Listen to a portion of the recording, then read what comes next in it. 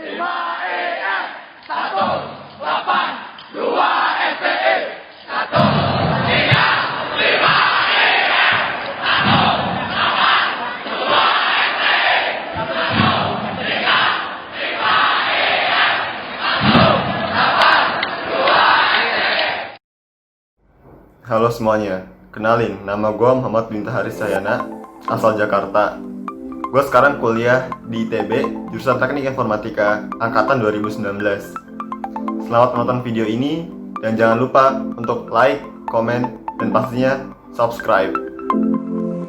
Halo, kenalin, nama saya Kahfi dari jurusan Teknik Informatika angkatan 2019. Hai internet, kenalin nama gue Muhammad Robani Barata, biasa dipanggil Bani. Gue asalnya dari Bandung dan jurusan gue di ITB adalah Sistem dan Teknologi Informasi angkatan 2019. Kenalin, nama aku Imam Nurul Hukmi dari Teknik Informatika 2019, asal dari Bogor.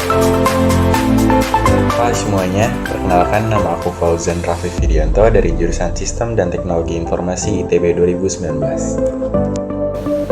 Halo semuanya, kenalin, nama aku Galuh Dipa Barata, asalku dari Jakarta, dan jurusan aku di ITB, sekarang di Sistem dan Teknologi Informasi 2019. Salam kenal.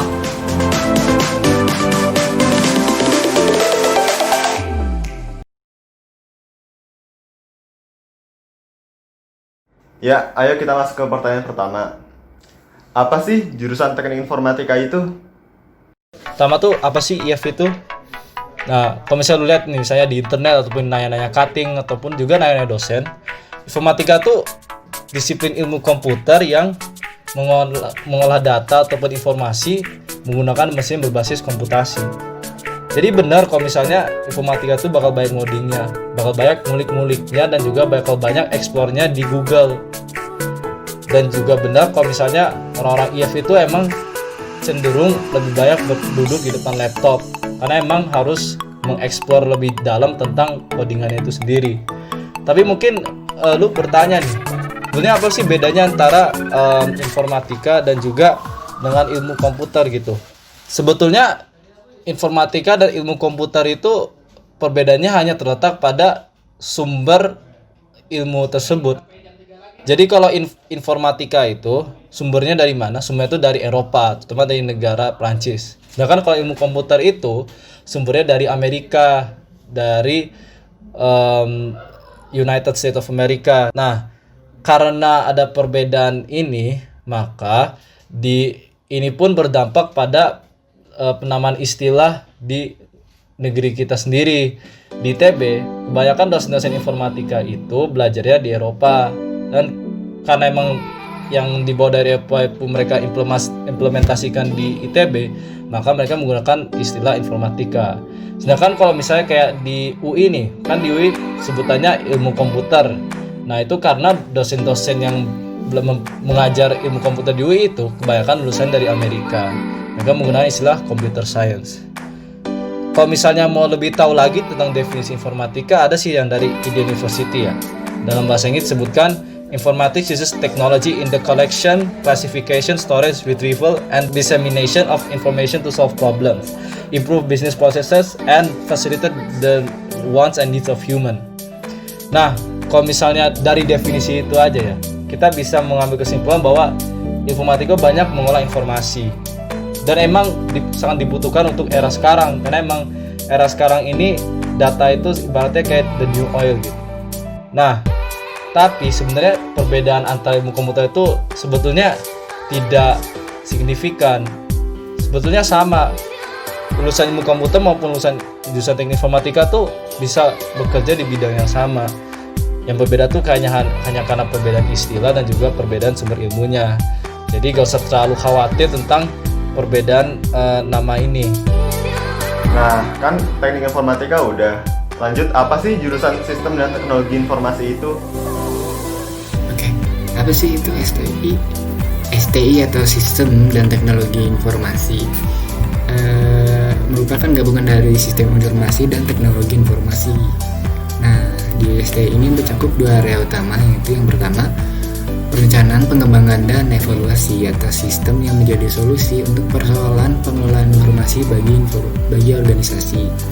Lalu yang kedua, ada perencanaan pengembangan evaluasi atas pengelolaan teknologi informasi yang digunakan bagi kepentingan sistem informasi organisasi. Nah, bingung kan tuh? Lalu bagaimana peran STI ini dalam kehidupan sehari-hari? Nah, dalam industri 4.0 ini kan masyarakat dunia telah memasuki apa yang bisa disebut sebagai information society. Information society bisa diartikan sebagai masyarakat yang berorientasi kepada informasi. Hal ini bisa kita lihat dalam sekitar kita, yaitu seperti pada bidang bisnis misalnya ada e-commerce, dalam bidang pendidikan ada e-learning dan sebagainya. Nah, ST ini ada untuk menjawab kepesatan sistem informasi yang ada di dunia ini. Nah, dalam ST ini kita mencari solusi dalam penggunaan sistem dan teknologi informasi yang efektif dan efisien agar organisasi itu dapat mencapai keunggulan bersaing. Nah, ST ini di ITB masuk ke dalam HMIF atau bisa disebut sebagai himpunan mahasiswa informatika. Meskipun ST ini masuk ke dalam HMIF, ST ini tidak melulu belajar tentang pemrograman ya teman-teman. Di ST ini juga kita belajar tentang manajemen. ST ini sebetulnya adalah jurusan yang sangat general lah. Kita tidak mempelajari satu matkul, kita tidak mempelajari suatu bidang terlalu dalam, tapi tidak juga terlalu sedikit ya. Nah, itu penjelasan STI dari aku. Kalau untuk outcome, apa sih outcome dari jurusan teknik informatika?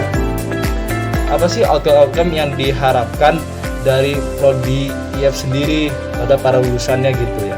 Kalau misalnya berdasarkan situs akademik.itb.ac.id, lulusan prodi teknik informatika itu diharapkan dapat menerapkan prinsip computing dan juga matematika untuk menganalisis masalah dan juga mengevaluasi solusi.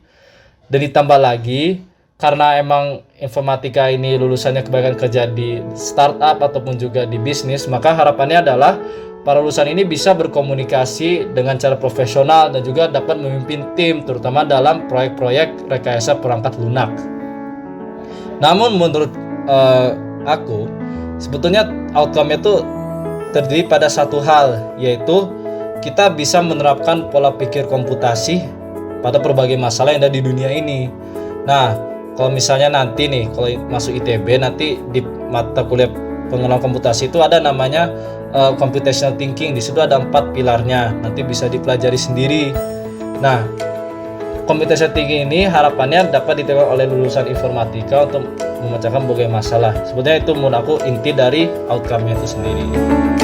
Kalau jurusan sistem dan teknologi informasi, apa sih outcome-nya? Oke. Apa sih outcome yang diharapkan dalam lulusan program studi ST ini? Yang pertama, ini mengambil referensi dari SIX ya dalam kurikulum. Yang pertama, memiliki kemampuan untuk menerapkan prinsip computing dan matematika untuk menganalisis masalah yang kompleks untuk mengidentifikasi solusi.